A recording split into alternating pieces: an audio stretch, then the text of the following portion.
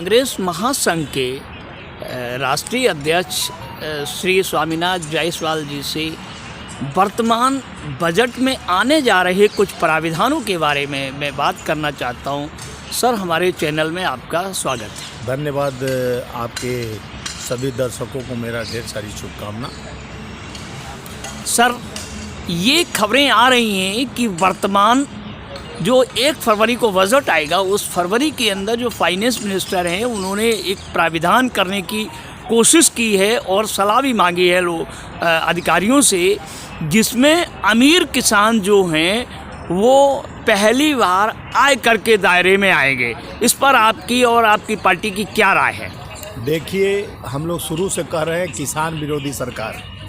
जैसे किसानों के 3 काले कानून लाकर 770 किसानों का शहादत देने वाली भारतीय जनता पार्टी देश का ऐसे लोकतांत्रिक व्यवस्था को ध्वस्त करने के लिए जो खालिस्तानी पाकिस्तानी और उन पे बुलडोजर से लेके क्या क्या चढ़वाने का कोशिश किया, वो किसान विरोधी है, मजदूर विरोधी है। मजदूर का मनरेगा में 33% काट देने वाली सरकार है। जो मनरेगा कोरोना काल में मील का पत्थर साबित हुआ, जीने का एक आधार हुआ, उस मनरेगा का फंड भी वित्त मंत्रालय के पिछले सेशन में काट दिया गया 33%।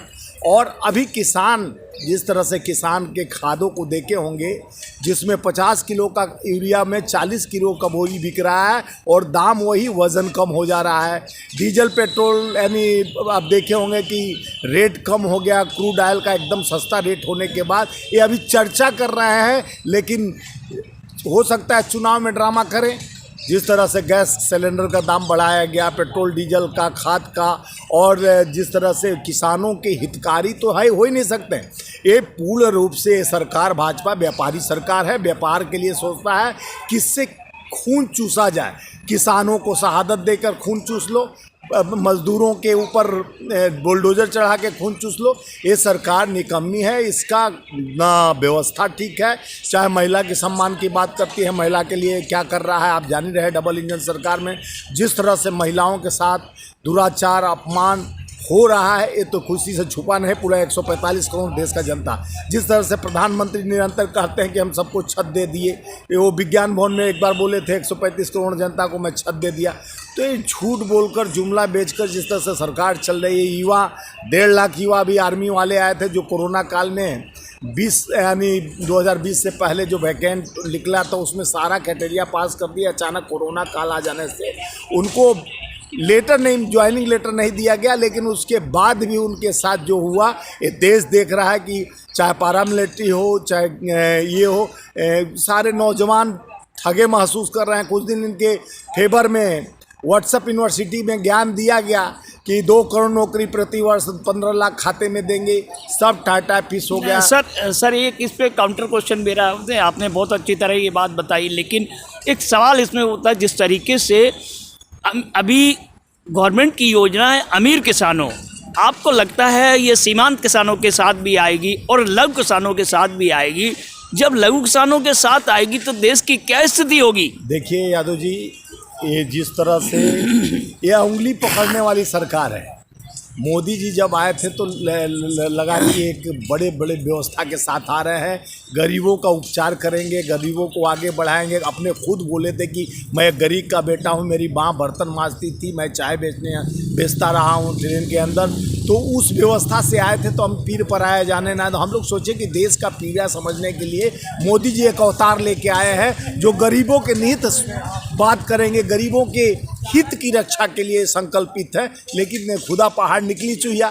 हम सोचे थे गरीब किसान मजदूर की बात करेंगे, वो तो बड़े व्यापारी अडानी अंबानी और बड़े बड़े पूंजीपतियों का साथ और साथी निकले। हम सोचे थे गरीब के बेटे हैं लाल बहादुर शास्त्री, 2 कुर्ता धोती में जीवन व्यतीत करने वाले हमारे देश के एक महान प्रधानमंत्री थे। आज हमारे देश के प्रधानमंत्री गरीब के बेटे बोलने वाला, सूट बूट वाला, सरकार वाला सूट बूट वाला निकले।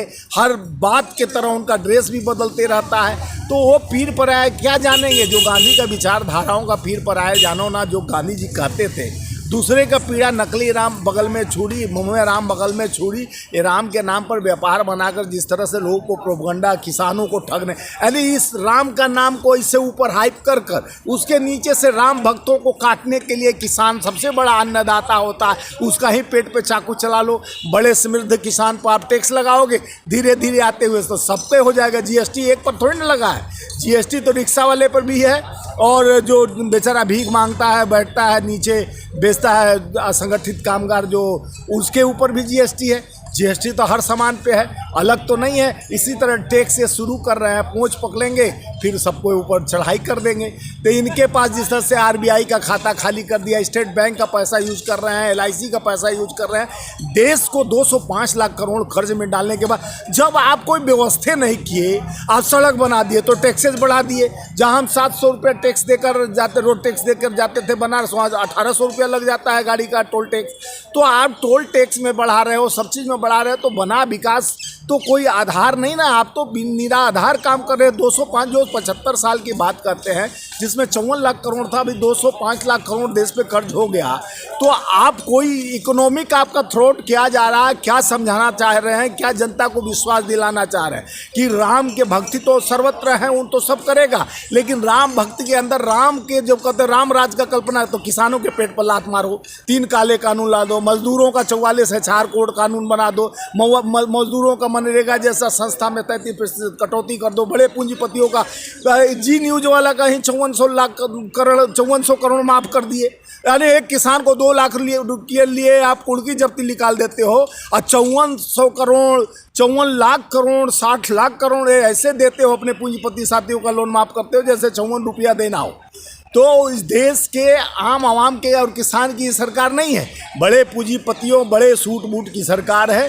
जनता इनको विश्वास करके आया था कि एक मजदूर का लड़का आया है, देश का प्रधानमंत्री 56 इंच सीना लेकर आया है, देश की उन्नति और प्रगति और विश्वास को आगे बढ़ाएगा। लेकिन उस पर अवकाश लगाने वाले, सब विश्वास तोड़ देने वाली सरकार न नौकरी युवाओं को दी, न किसानों के हाथ